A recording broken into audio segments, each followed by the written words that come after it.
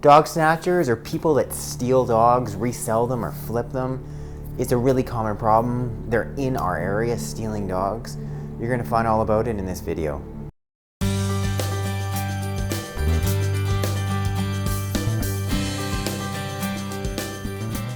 Hello, welcome back to my channel. If you're new, welcome. If you've yet to do so, I encourage you to get a copy of my free book. You can click the link in the box below for more information.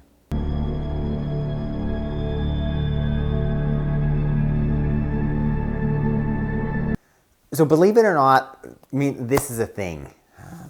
I was, first of all, just alerted to this on Facebook about these known dog thieves or dog snatchers that are in the area where I live in the West Kootenays of British Columbia, Canada, scouting out areas, stealing dogs. I'll post a picture of them at the end of this video.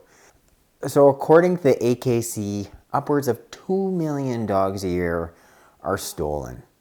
And, you know, by people such as the ones I'm just discussing, these so-called dog snatchers. So these are people that are, intentionally going around choosing dogs to steal, dogs that are left where it's opportunistic, where they're left outside, they're unattended, they kind of case out an area, they figure out your routine. Perfect, your dog's outside, great time to steal the dog.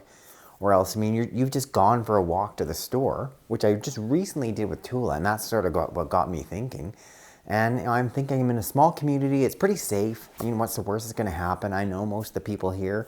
So, I leave her outside, tied to a little bench on the leash, going into the co-op, and not thinking anything about it, where that's like a prime candidate for having your dog stolen. And especially because she's like this cute little small breed, aren't you? And those are the breeds that are easy for them to resell, make a whole bunch of money. Like, we're so hard to believe this is happening in the first place. First, can you ever imagine who in their right mind would go around stealing a dog? Obviously a lot of people, if you're looking at 2 million dogs a year being stolen. And what type of person is that?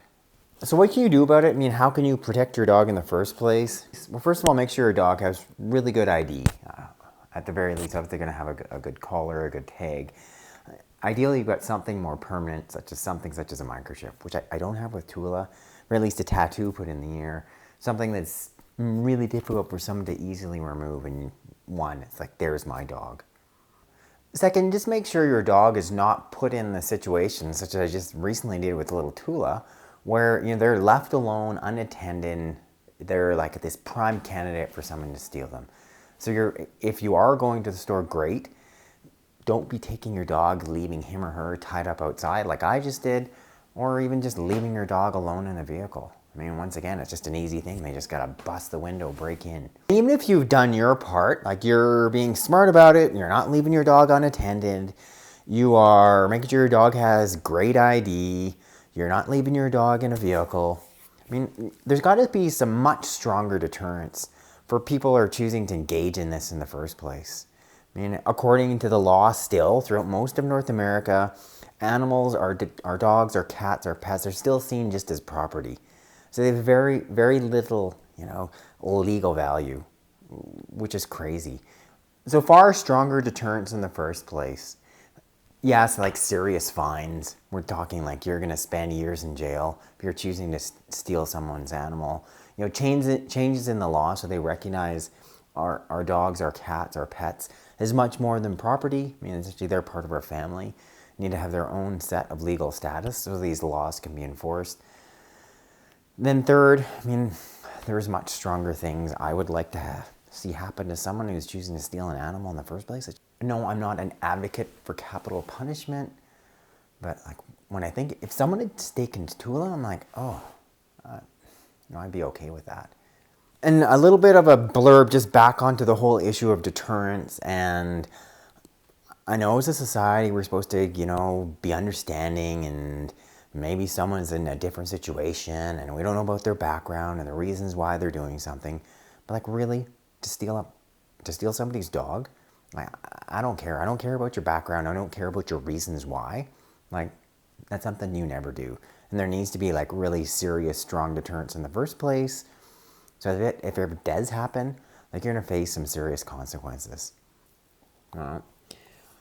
I'm not going to be leaving Tula tied up outside anywhere. She's not going to be left in a car. She's not going to be left alone. I hate that we're in a society now where we have to be thinking of that, but we do. And lastly, here's a picture of these so-called dog snatchers that I discussed earlier. It's not verified. I can't say 100% these are them. It's been shared on Facebook. You can take it for what it's worth. I think it's pretty reliable, and they've got a documented history of it. If you've seen them, you're from the area, you've seen the video, I encourage you to record their license plate, report them to the police. Thanks so much for watching this edition of Veterinary Secrets. If you've yet to do so, I encourage you to get a copy of my free book. You can click the link in the box below for more information.